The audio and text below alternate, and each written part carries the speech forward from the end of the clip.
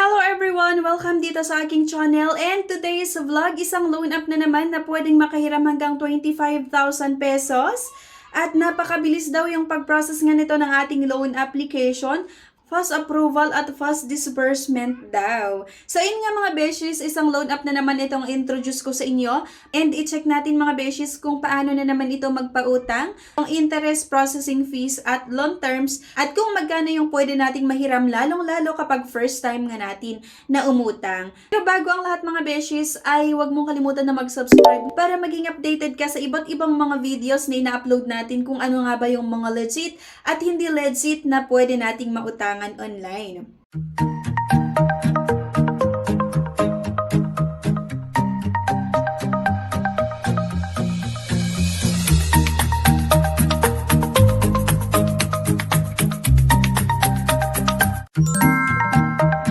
Like this video, subscribe, comment, and share. It declines the bank and other loan apps. Pwede din subukan yung ibang options. See the links in the comment section below. Disclaimer, try or apply at your own risk.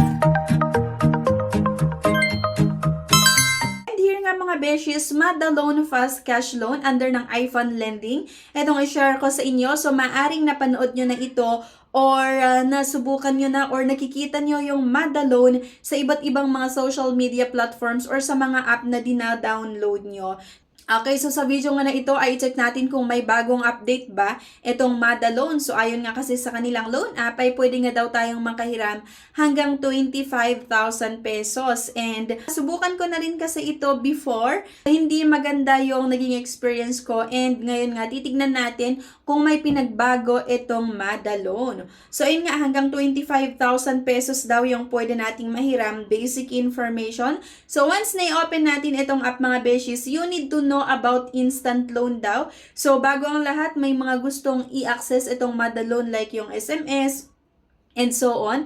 So ito na nga, borrow and return on demand. Loan amount na naman ay naging 28,000 pesos. So ano ba yan? 25,000 pesos, tas ngayon naman naging 28,000 pesos na naman daw. Pero sige, utang pa rin tayo mga beshies, or applyan pa rin natin kahit hindi masyadong maliwanag yung mga details, okay? So, lalagay ulit natin yung ating mobile number at makakatanggap na naman tayo ng one-time password. So, ayan na nga, 0668. Input nga lang natin dito yung OTP. And then, read and agree to the privacy policy. So, i-check lang natin yung small box dyan. And continue. So, allow Mada Loan to send and view SMS messages. So, apply for a loan mga beshies, and agad-agad information upload, basic rule selection, and big data analysis. So, di ba nag-auto-declined yung loan application ko mga beshies? So, paano ba yan? Chinek kaya nila yung mga nakalagay sa cellphone ko siguro na maraming screenshot ng iba't ibang mga loan app kaya auto-declined. So, ngayon lang din kasi ako mag-try na umutang dito, and ibang account naman din yung ginamit ko. Pero yun yung lumabas, auto-declined mga beshi. So, nakakaloka.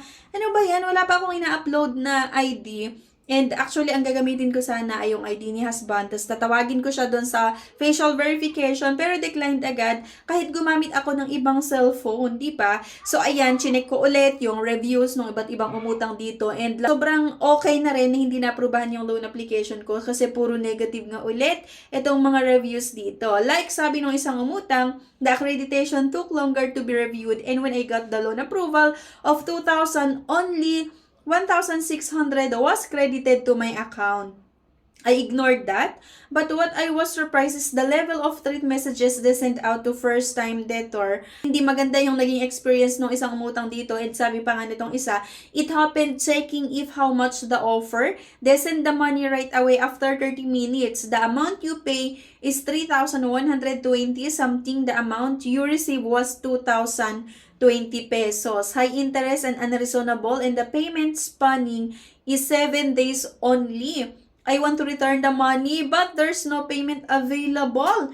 So, itong isa na naman daw mga beshes ay gusto niya lang i-check kung paano magpautang itong Mada Loan, pero naprubahan yung loan application niya. Kaya lang, doon sa 3,000, nasa 2,000 plus lang or 2,020 lang yung natanggap na loan proceeds. At magbayad ng 3,000 plus sa loob lamang ng 7 days. And itong isa naman, not recommended. Interest rate are high. There are much more hidden fees. I cannot find also the SEC registration.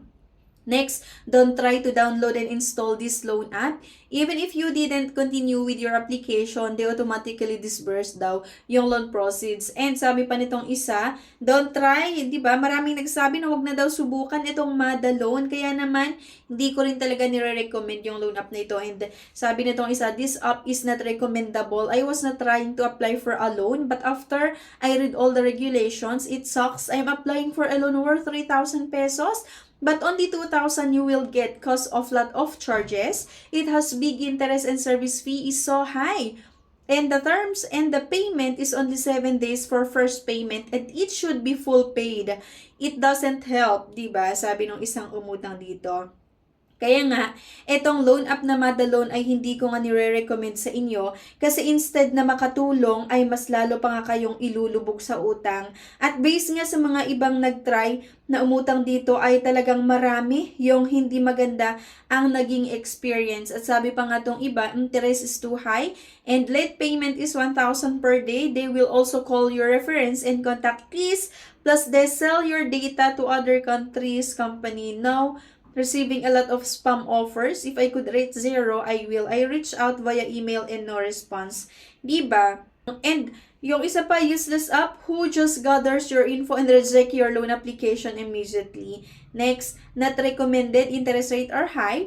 There's much hidden fees and I cannot find also the SE's registration. Disappointing.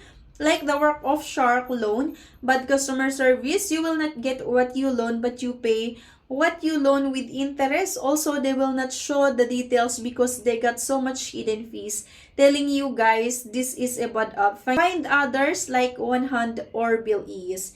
And don't try to download and install this loan app. Even if you didn't continue with your application, they automatically send the loan proceeds to your account. I want to return back the money but they disagree with it. There is no cancellation according to them. Not good lending app at all. Customer service was so rude. So think before you install the apps. Come with higher interest rate. So, ayun nga po mga beshes, and based nga din sa naging experience ko, diba, ay nag-auto-reject, auto-denied yung loan application ko kahit hindi pa ako nag-upload ng valid IDs, hindi ko pa sinasagutan yung mga details na kailangan nila. So, hindi ko alam kung tinitignan nila kung ano yung laman ng cellphone na ginagamit ko.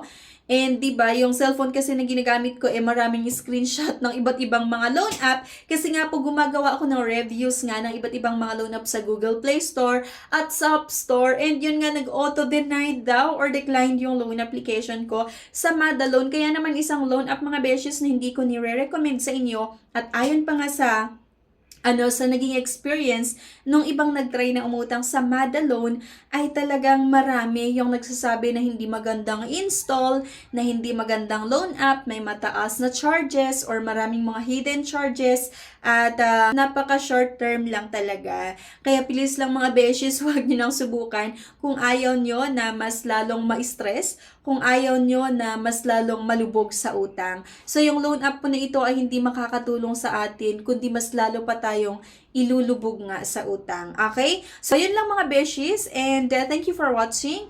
Please don't forget to click the subscribe button. Sana i-like nyo din po yung video at huwag nyo yung kalimutan na i-share. Thank you guys at see you on my next video. Bye-bye!